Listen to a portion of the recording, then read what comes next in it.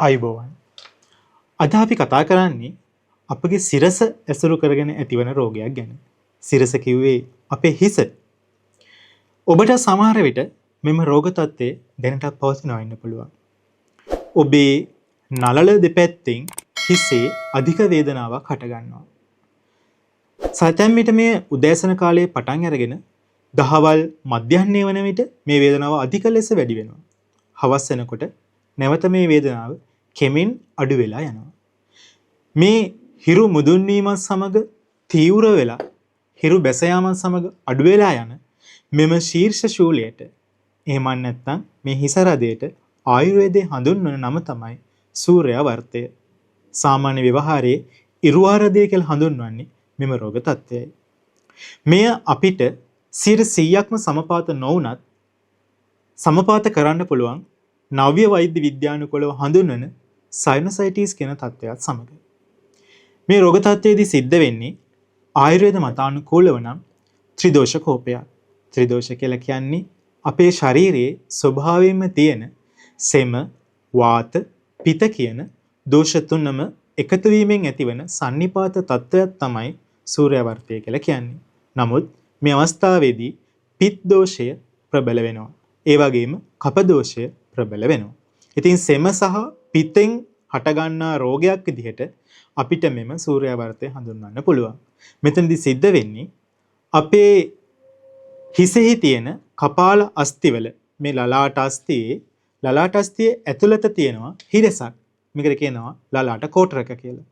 මේ ලලාට කෝටරකවල සෙම් පදාර්ථ එකතු වෙලා ඒවා වියලීම සිද්ධ වෙනවා. ඉතින් මේ වියලුණු සෙම කොටස් නිසා තමයි මේ සයිනොසයිටිස් තත්ත්වය ඇති වෙන්නේ.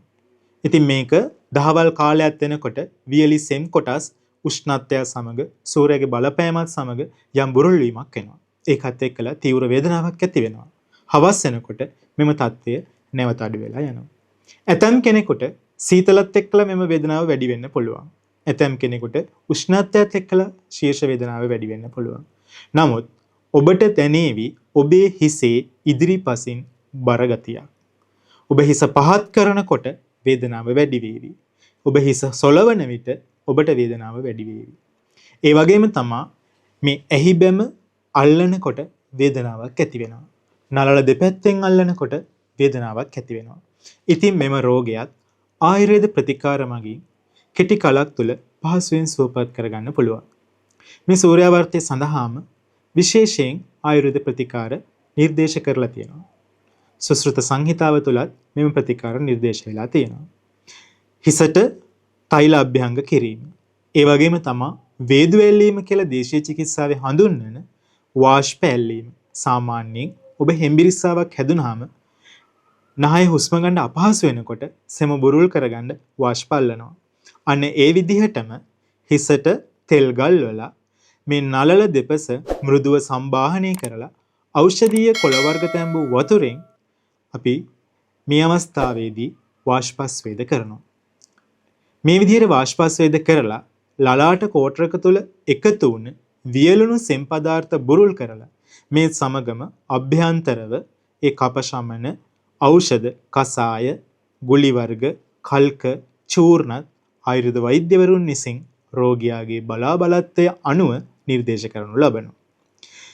මේ විදිහට සෙම බුරුල් වුණාට පස්සේ එම සෙම් කොටස් බැහැර කිරීම සඳහා විශේෂයෙන්ම ශිරෝ විරේචන නස්‍ය ප්‍රතිකාර යොදනු ලබනවා. ඉතින් මේ සඳහා නම් ඔබ රජයේ ආයුර්වේද රෝහලකට යා යුතුම වෙනවා. නස්‍ය ප්‍රතිකාර රෝහලෙහි නේවාසිකව සිදු කරන ප්‍රතිකාරයක්. ඉතින් ඒක නිසා මේ විදිහට සෙම වියලීම නිසා හටගන්න ශීර්ෂ ශූලයක් හිසරුදාවක් ඔබට පවතිනවා නම් ඉක්මනින්ම රජයේ ආයුර්වේද රෝහලකට හෝ ආයුර්වේද මධ්‍යම බෙහෙත් ශාලාවකට පැමිණ සුදුසුකම්ලත් ආයුර්වේද වෛද්‍යවරයෙක්ගෙන් ඔබ ප්‍රතිකාර ලබා ගැනීම ආරම්භ කරන්න. වෛද්‍යවරයා ඔබට නිර්දේශ කරાવી සුදුසු තෛලයක් හිසට ගල්වන්න. තෛල ගල්වනකොට විශේෂයෙන් මතක තියාගන්න ඕනේ දවස පුරා තෙල් ගාගෙන ඉන්න එක නම් ආයුර්වේදයේ අනුමත කරන්නේ නැහැ. ආයුර්වේද સિદ્ધාන්තවල සඳහන් කරන්නේ උදෑසන කාලයේ තෛල අභ්‍යංග කරලා හිසට දහවල් මධ්‍යහ්නයට පෙර ස්නානය කර ඒ තෙල් සෝදා හරින්න ඕනේ. මෙහෙම දවස පුරා හිසෙහි තෙල් ගල්වාගෙන සිටීම නිසා ඔබට වෙනත් රෝගවලට මුහුණ පාන්න සිද්ධ වෙනවා. ඒ තමයි සාමාන්‍ය හිසෙහි තෙල් ගැල්ලුවාට පස්සේ කුණු දූවිලි රැඳෙන එක වැඩි. තෙල් වල ඇලෙන ගතියත් එක්කලා හිසෙහි දූවිලි ඇලෙනවා. ඒ නිසා මේ කොණ්ඩය අතර දූවිලි රැඳීමක් සිද්ධ වෙනවා කෙස් ගස් අතර. ඒ නිසා හිස් සොරි ඇතිවීම, ඒ වගේම අකලට කෙස් පැසීම වගේ උපද්‍රව ඇති වෙන්න පුළුවන් දවස පුරාම හිසෙහි තෙල් ගල්වාගෙන සිටියොත්. ඒක නිසා ආයුර්වේදයේ නිර්දේශ කරන්නේ උදෑසන කාලයේහි තෛල ගල්වා හිස මෘදුව සම්බාහනය කර වාෂ්ප ස්වේද කර දහවල් 12ට පෙර මධ්‍යහ්නයට පෙර හිස සෝදා ස්නානය කරන්න කියලා.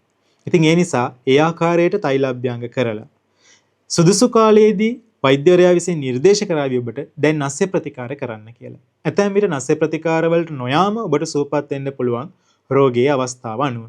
ඒ තීරණය කරන්නේ රෝගියා නොව වෛද්‍යවරයයි.